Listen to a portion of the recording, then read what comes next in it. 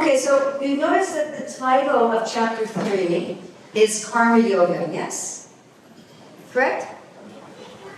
So what does Karma Yoga mean? It means how to do our normal activities in the world in a spiritual way.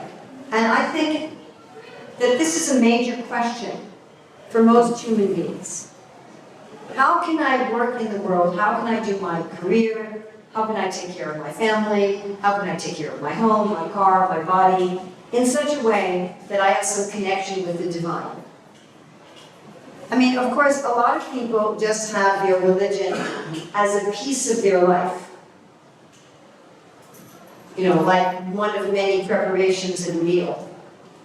So you have your vegetables, your bread, your rice, and your dessert, you know, and your religion or your spirituality is like, you know, your bread or something. It's one thing. And when you're at work, you're not spiritual. And when you're taking care of your family, you're not spiritual. And when you're relaxing, you're not spiritual. But, you know, sometimes you meditate or sometimes you go to a temple. So a lot of people take up religion like that. But I think people who are really serious about having a holistically happy life want to know how to be spiritual all the time. Isn't it? I mean, wouldn't it be wonderful if we could feel that connection with the divine, if we could feel that connection with the whole, with the Lord, with Krishna, all the time, no matter what we're doing.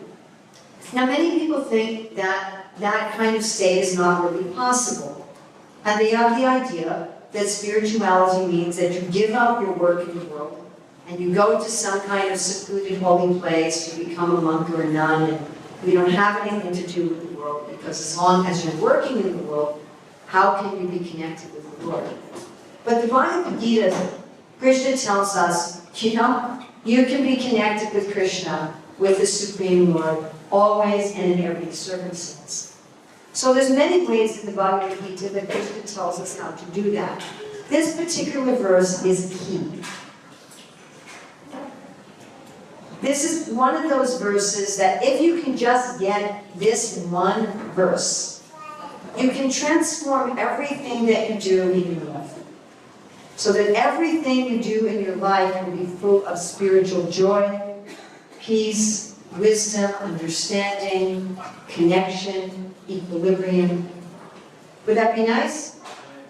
Okay, so this verse has actually 6 different instructions. 3 of them are what to do, and 3 of them are what not to do. Sometimes the what not to do can be the crucial instruction. So let's take a look at this verse. Those of you who have a book, or if you have the verse on your phone, Bhagavad Gita chapter 3, text 30. So Bhagavad Gita chapter 3, text 30.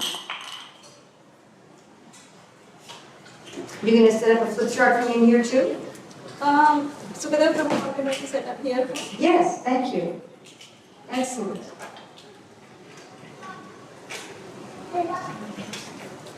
Now, as we go through the verse, I want to see if you can find the 3 positive things that Krishna is advising that we do, and the 3 negative things that Krishna is advising that we not do. So let's read the Sanskrit together. We just say it. Everybody can look together who has it. If you don't have any of a neighbor, you can have a neighbor that you can look on who has a phone or a book. Okay? Say it slowly together. Mani, Sarvani, Karmani, Sanyas Yad Yatma Chetasa, Nir Ashir Nir Mamo Bhutva, Yud Yasva Vigata Jwara. Let's look at Srila Prabhupada's translation. We can read the English together, again, anyone who has a book or phone. Therefore, O Arjuna, put together. Therefore, O Arjuna, surrendering all your works unto me, with mind intent on me, and without desire for gain, and free from egoism and lethargy, fight.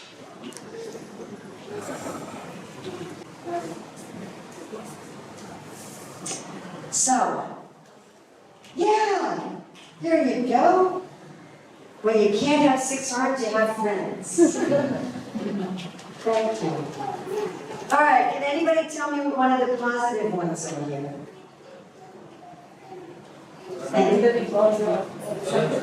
Huh?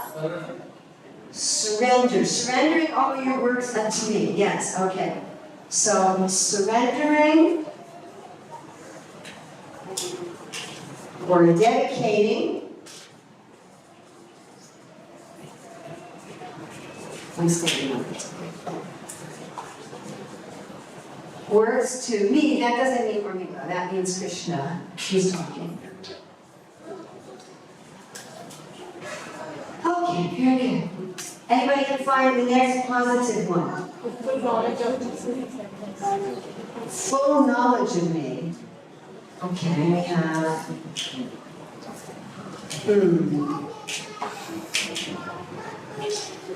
Well, no, we don't have full knowledge of me. We have what else? Without desire for gain, okay?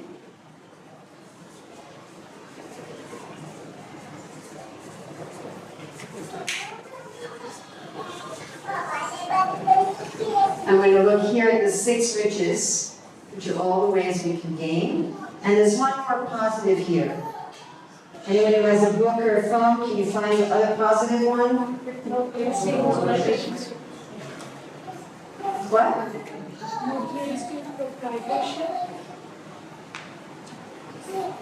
I'm sorry?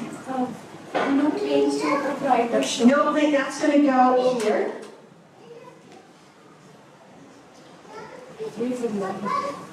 No ownership or proprietorship. But what's the other positive one? Thank you for that one. Without lethargy is another negative.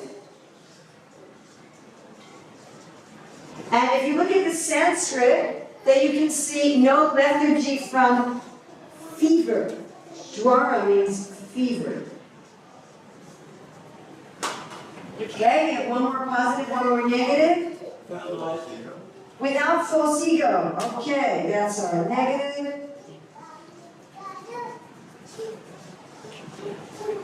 And one more positive. Knowledge of self. Knowledge of the self. You have mind intent on me. So you have your mind is fixed, right, on Krishna and the self. Right? In knowledge. Excellent.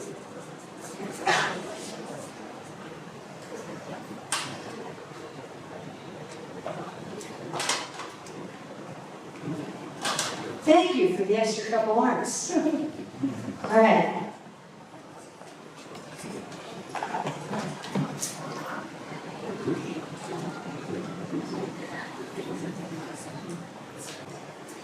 So let's look at each of these and see how doing each of these is going to transform our work. Now, our work here means, again, our career, what we do for livelihood, our taking care of our family, everything that we're doing in the world that's not direct activities of Krishna conscious practice. So here, again, Krishna's referring to karma yoga. He's not referring to when you're sitting down chanting Hare Krishna, when you're in a kirtan, when you're doing puja. He's referring to the rest of the time you have in your day when you're working. Is that clear? Right? One thing was someone's taking a video of me if my clothes were all disheveled from getting up and down. Then I look at it later and I'm like, oh no! The whole video I had my sari was over there. And there it is on the internet forever, you know? It's like, terrible. I feel like I need the kind of thing they have in Hollywood, you know, somebody standing around you and fixing it before the camera's turned on. Okay, so this first one, surrendering or dedicating everything to Krishna. So this can be understood as giving Krishna the results of our work, but here Krishna is saying everything. So this means the results and the activity itself. By the way, children are welcome, just Yes, careful. And this really means like at every moment. At every moment. So we can practice right now. So to be in the moment, because that's all we ever have is the moment, yeah? Right? Can I dedicate this moment, surrender this moment to Krishna? This moment is for your pleasure. Generally, what materialistic people do is they're always looking for their own happiness. And generally, materialistic people are not even trying to find happiness in this moment. They're hoping for happiness in the future. And sometimes they're meditating on happiness they had in the past. But very few people are really in the moment, and most people are meditating on their own happiness. So generally what happens is people are doing something, and while they're doing something, they're mostly thinking about what they hope to achieve by what they're doing. So they're always looking forward to some future happiness, or they're thinking about what they already did and how they weren't happy or they were happy in the past. So this is a being here in this moment, which is the only actual reality. The past is gone, and the future never exists, by the way. Except in our imagination. So being very much in this moment, and how can I make the Lord happy in this moment? Now, of course, a lot of us are going to have an intrinsic rebellion against the idea of working for the Lord's happiness instead of my own. But we are part of the Lord. We are His part. So just like in our body, we have a finger, and in my finger we have skin cells, right? Your finger's made of little skin cells. Have a look at your finger for a minute. And imagine that there's all these hundreds and thousands of cells there. Do you want those cells to be happy? Would you like the cells in your finger to be happy? Yes? Of course you would. You don't want the cells in your finger to be unhappy. You're not a slave driver. You're not, do what I say. That would be counterproductive for yourself, wouldn't it?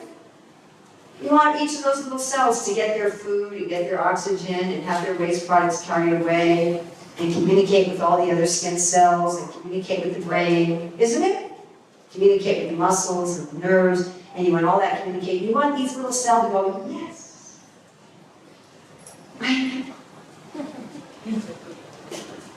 And the cell is supposed to be working for the benefit of the whole body. Now what happens when a cell starts working for its own benefit, separate from the body? It becomes, what do we call it? Cancer. So, sorry to say this. We're only a few minutes into the class. So here I'm going to say something really heavy. When we work for our own happiness, we're a cancer in the universe. We actually become a cancer in the universe. As soon as we work for our own happiness, separate from the divine. And Krishna is very interested in our happiness. Right? You want your stomach to be happy, right? Anybody want their stomach to be unhappy? Of course not. I want my stomach to be ecstatic. I want my lungs to be blissful. Yeah, don't you all? Yes? Correct? Yes, of course I do. Do I want my arm muscles to be unhappy? Of course not. So Krishna desires that we are all happy. When we say, I want to make Krishna happy, that doesn't mean that He's going to prioritize His happiness in some way over me. When I say, I want Krishna to be happy, that's with the understanding that He wants me to be happy. But that I can only be happy when I'm connected, and when my activities are dedicated to His happiness. My stomach can only be happy, my skin cells can only be happy if they're dedicated to the welfare of the whole body, if they're dedicated to my welfare. Isn't that a fact? That's not some kind of dictatorial mood on my part. That's just simply reality. The reality is, if my stomach, if my brain, if my arm muscles, if my back muscles are not working for my benefit, they will be miserable. And it's also true that I want them to be happy. So as soon as we dedicate what we're doing at every moment for the pleasure of Krishna, we will feel the happiness that is our eternal right, that is our eternal natural position. We are actually anandamaya as such. We are always happy.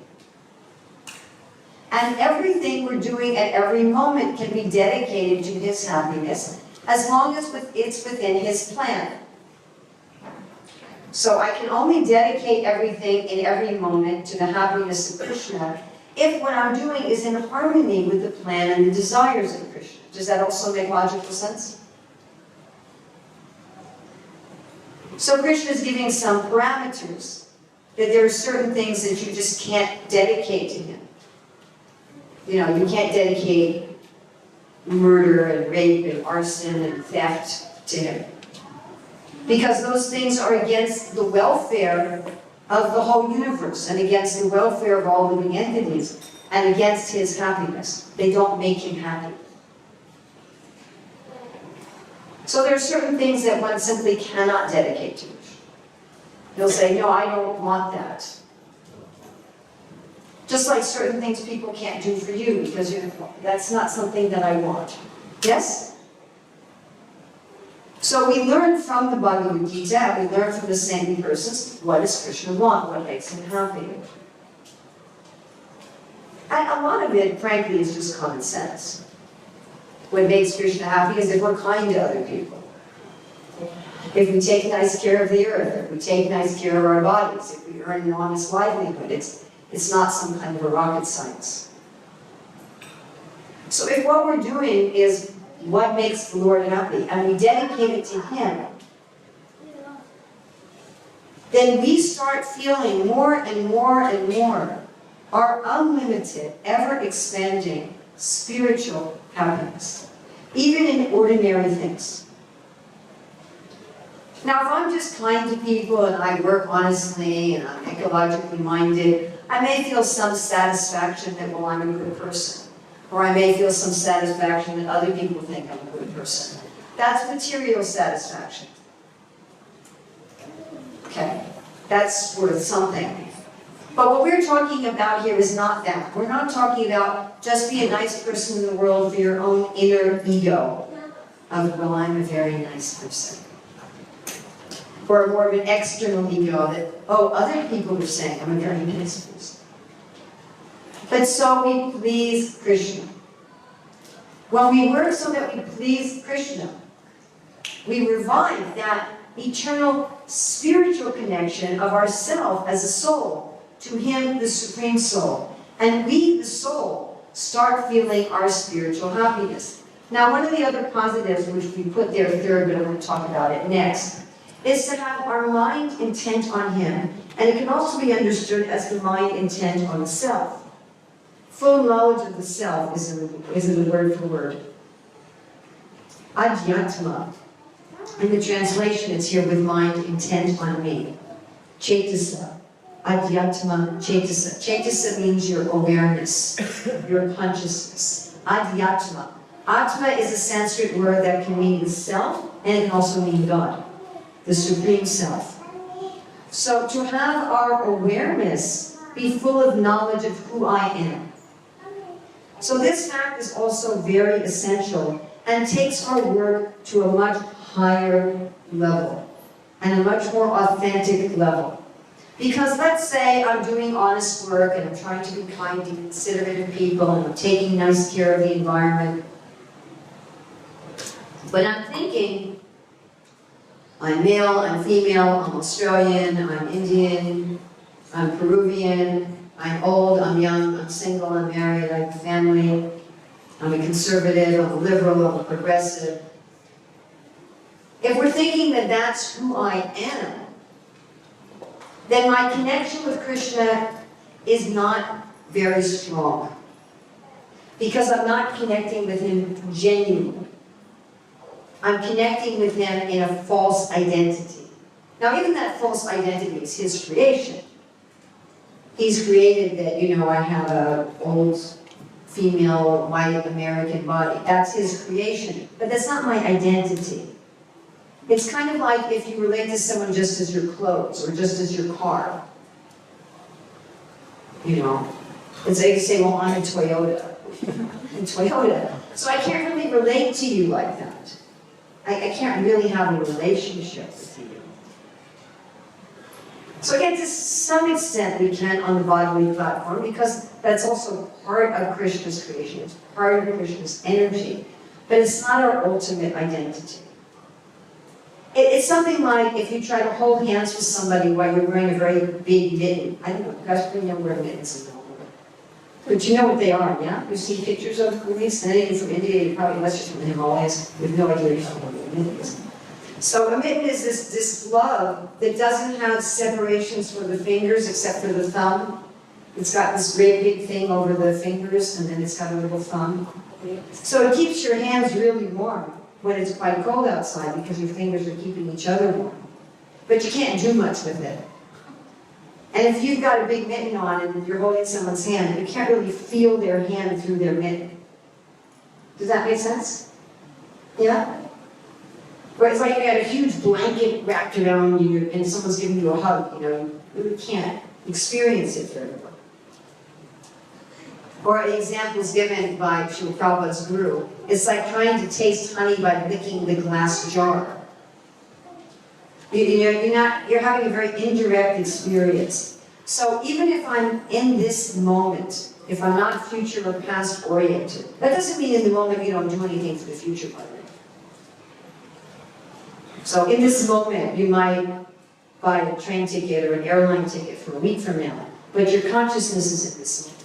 So even if my consciousness is in this moment and I'm dedicating everything for Krishna's happiness, I can't feel that connection very well. I'm going to feel very indirectly unless my consciousness is absorbed in my actual relationship with him.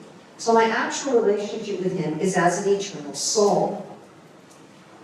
And this concept that I am not this body, I'm not even this mind, that I have an eternal soul, is the basic principle of spiritual life. And when we have this consciousness, we are immediately relieved of practically all of our anxieties. So I travel almost constantly, and most of the places that I go to have something about them that I would change if I lived there.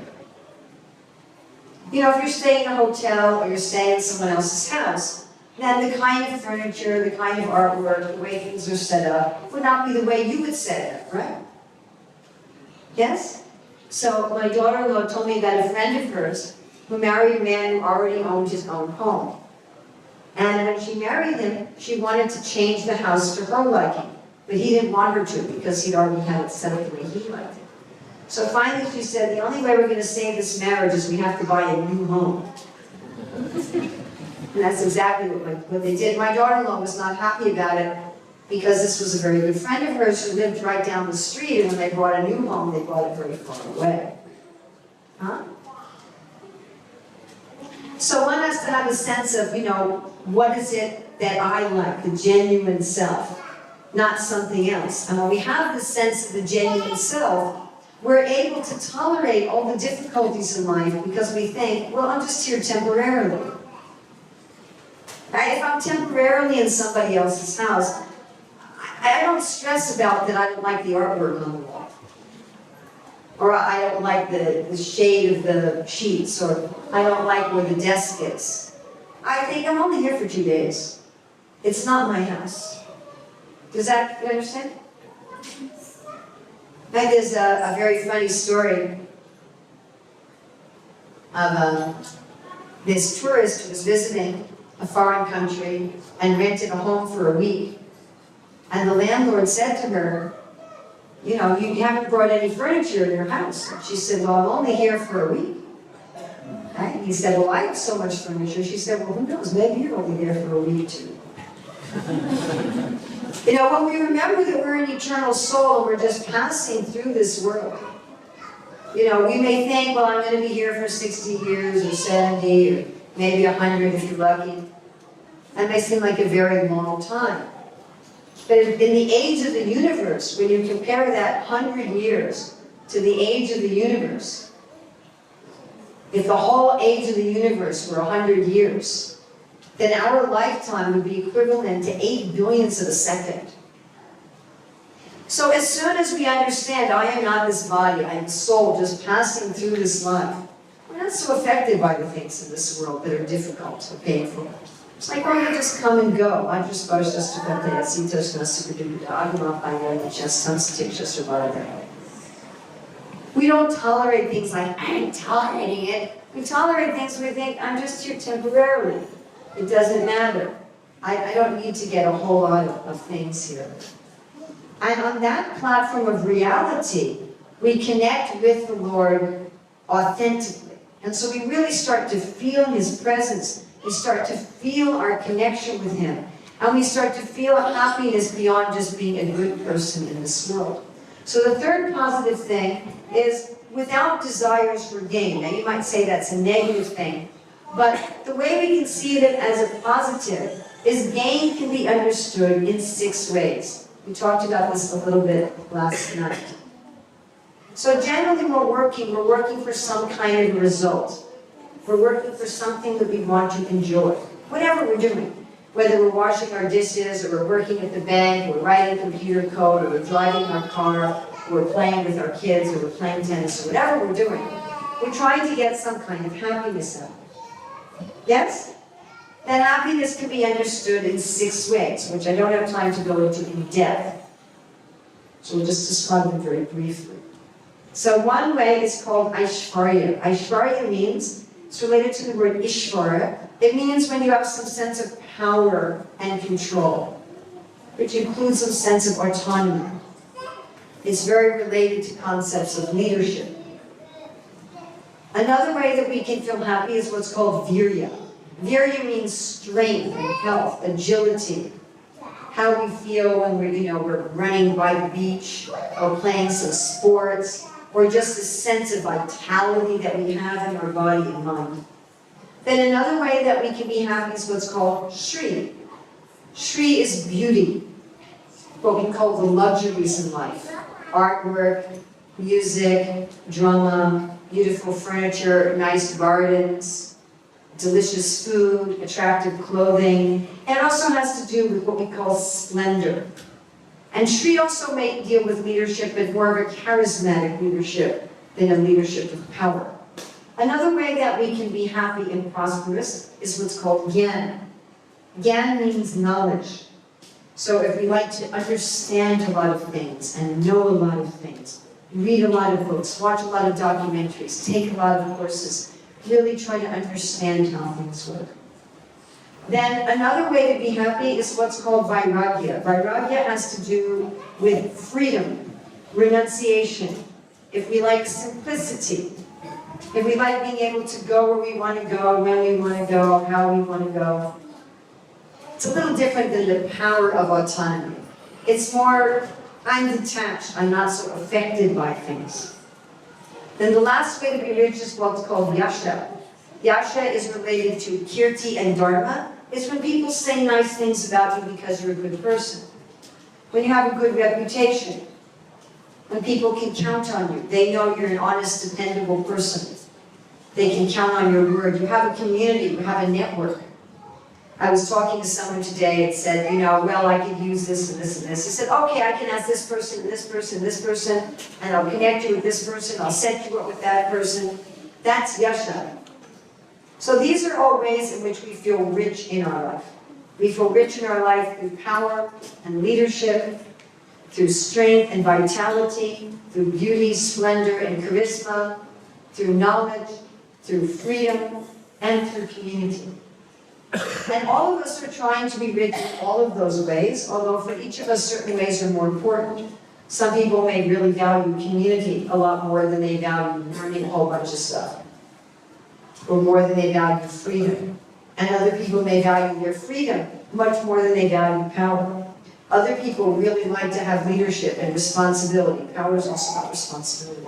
Some people really like to have responsibility, to help people, lead people, And that's more important to them than, say, beauty in the environment. Now, all of these 6 ways to be rich can be enjoyed in one of 2 different moods. One is where we try to enjoy them independently, like a Cancer. And the other way is where we try to enjoy them as part of the universal body, as part of Krishna. So this without desire for gain means without trying to enjoy these riches separately as a Cancer. Actually, as a part of Krishna and as a soul, we can also have a prosperous life in all 6 of these ways, according to our personal taste and our personal desires. Just like the skin cells have a little different enjoyment than the heart muscles do. Yes? Right? So each of us has a different personality with a different role in creation, has a little different way that we like to enjoy wealth and prosperity. We may be attracted to different of these 6 different ways to be wealthy. But without desire for gain doesn't mean that we don't get any gain. It means without desire for selfish gain.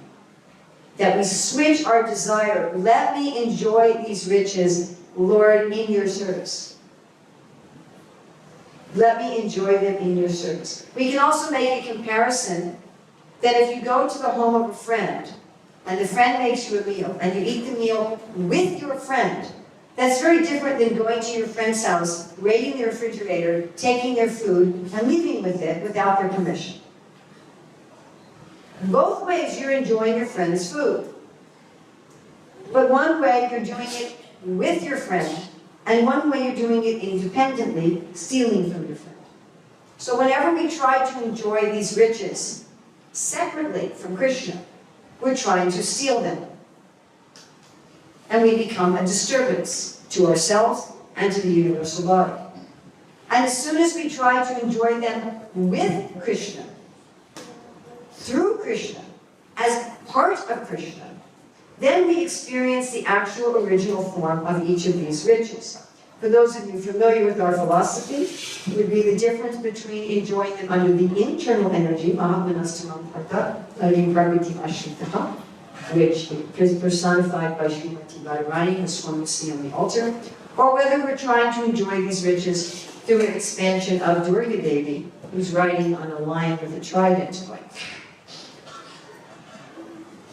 Okay, so those are the 3 positives.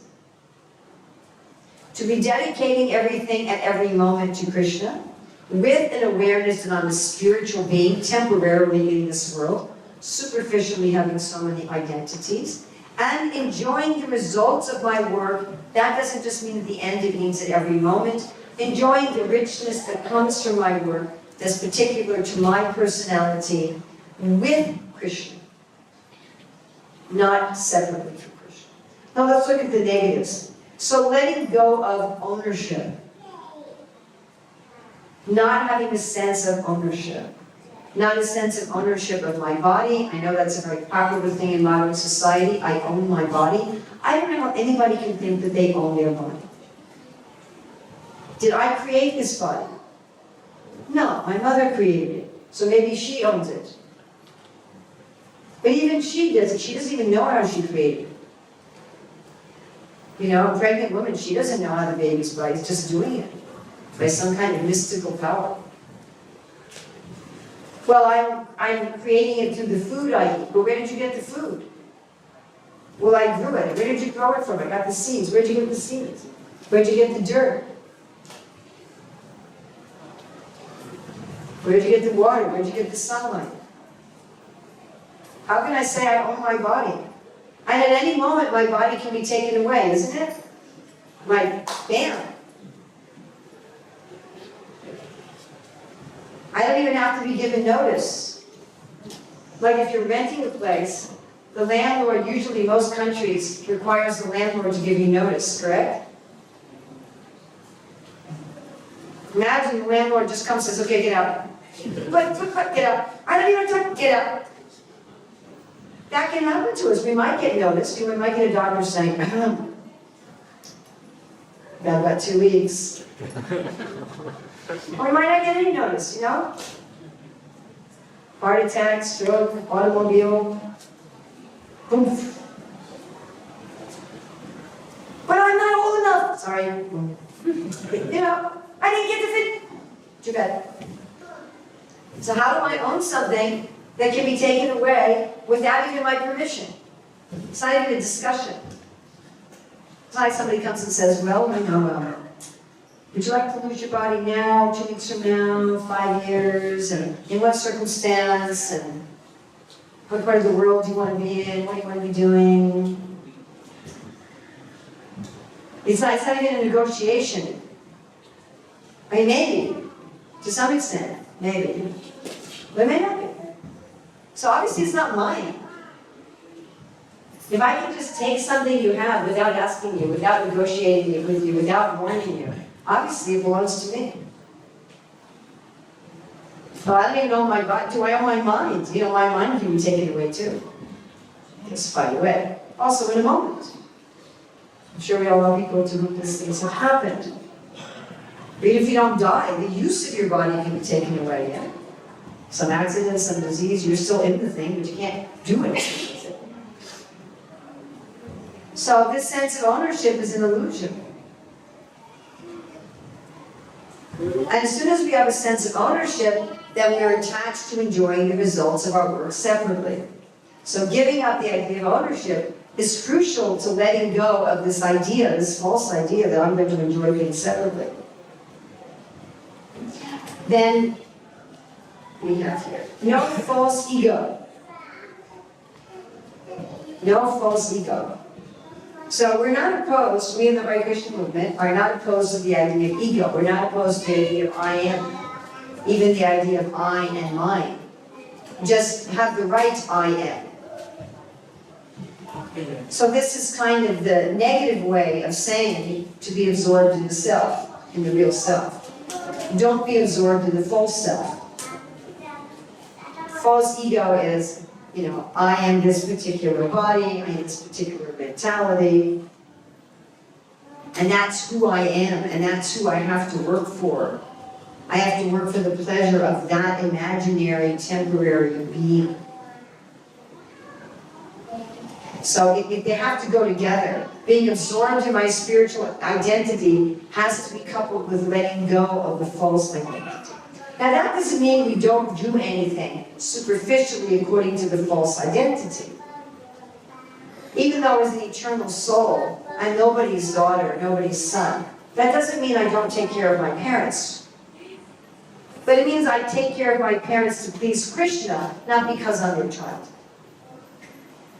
Because ultimately, I'm not their child, I'm a soul. Now why does this make us happy? Well, let's say I'm taking care of my parents, or my spouse, or my children, or my employer, or my employee, because I think I'm a son, I'm a daughter, I'm a husband, I'm a wife, I'm a mother, I'm a father, I'm an employer, I'm an employee. Have you noticed that it's impossible to satisfy another person all the time? Have you all noticed that? Like maybe your husband really likes lasagna, so you make lasagna on Monday, and he goes, oh, thank you, my favorite preparation. So then you make lasagna on Tuesday, and he says 2 days in a row. Right? It's not possible to fully satisfy another living being. And when I'm in my false identity, I am being a good wife, I am being a good son, I am being a good citizen. This is another really hard thing to say, please excuse me. Then what we're really doing when we try to make other people happy is we're trying to get them to feed our false identity.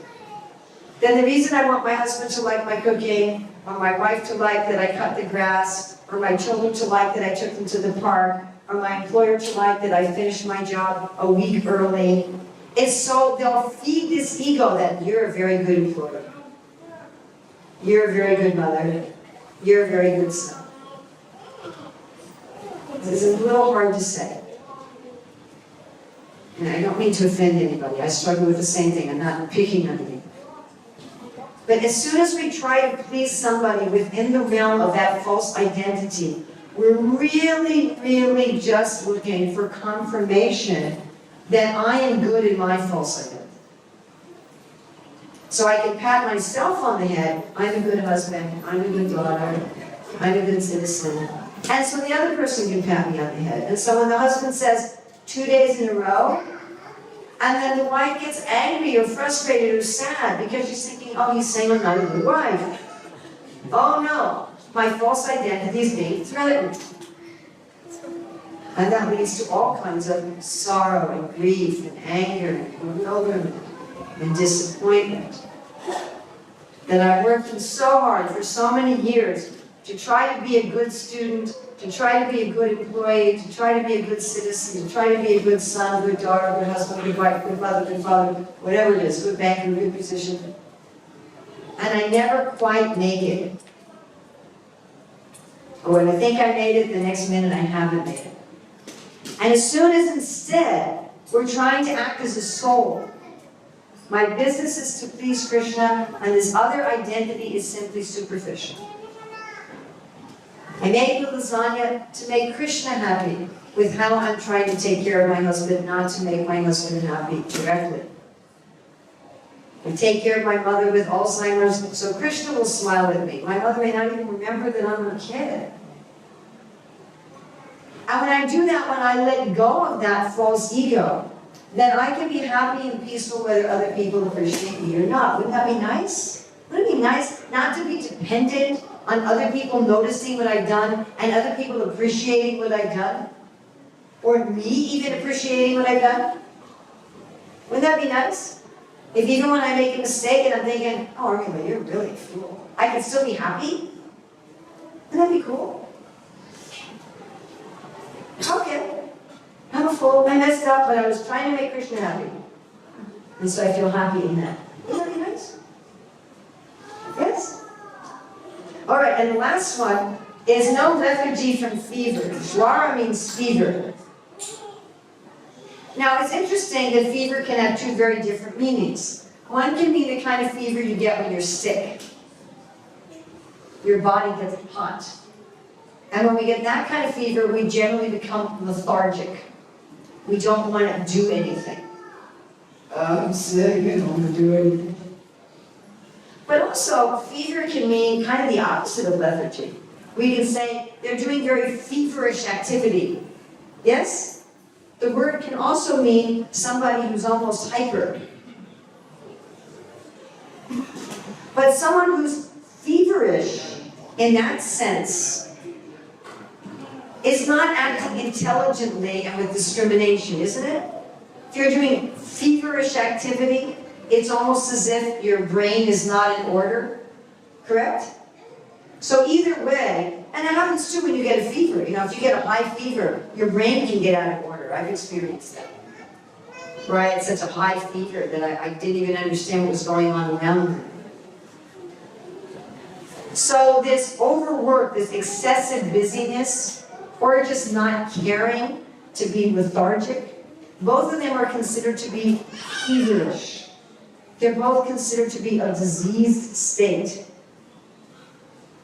And we're not supposed to use spirituality to be feverish and lethargic. Not that just, well, I'm a soul, I have nothing to do with this world, I'm just here temporarily, I don't have any of these false identities, so why care about doing anything anyway? Just let me sit around and do nothing. All my motivation is gone. No, not like that. Nor, well, I'm working for God and I'm trying to do something important, so I run around like I'm feverish. Neither of those are proper responses. We should be enthusiastic about what we do. We should be energized as what we do. Not because it's so important in the grand scheme of things. Not because it's going to last for billions of years. Not because I'm this false identity. But because it's so much fun to connect with Krishna as a soul in this moment. And we should feel so enthusiastic to connect with Krishna as a soul, free from false ego, free from ownership, in this moment, that we have much more energy and enthusiasm than the person who's motivated to make a lot of money or impress a lot of people or buy big house or something. So if we think spirituality leads to some kind of lethargic fever or crazy fever, we've misunderstood spirituality. So if we can put these 6 things into practice, the positives and the negatives, we will find that at every moment of every day, we are ever increasing in joy, in understanding, in a sense of real spiritual, eternal vitality, a sense of connection with Krishna, with other living beings, with matter, and with ourselves. Now, generally, in order to be able to do these 6 things while we're working, while we're active in the world, we also need some concentrated time where the only thing we're doing is spending time with Krishna. Just like in a family, if you're working for your family, you don't always want to be working for your family. Sometimes you want to be just with your family. If a man says, well, I'm working for my wife, I have her picture on my desk, but he never spends any time with his wife. He just goes to work, comes home, goes to sleep, never talks to her. Right? It's actually going to be very difficult over time for him to work for her. He'll lose that relationship. So in order to do these 6 things, we put aside some time every day, some high quality time, preferably first thing in the day, early in the morning, to just be with Krishna. To just chant Krishna's names, to read the scriptures, offer him some food, talk with others about him. And by doing that, that gives us the main connection and the understanding by which we can apply these 6 things in any career, in any living situation, wherever we go. And then we will be conscious of Krishna always. And our lives will be transformed. Not only will our lives be transformed, but the people we come into contact with, they'll notice there's something different about you.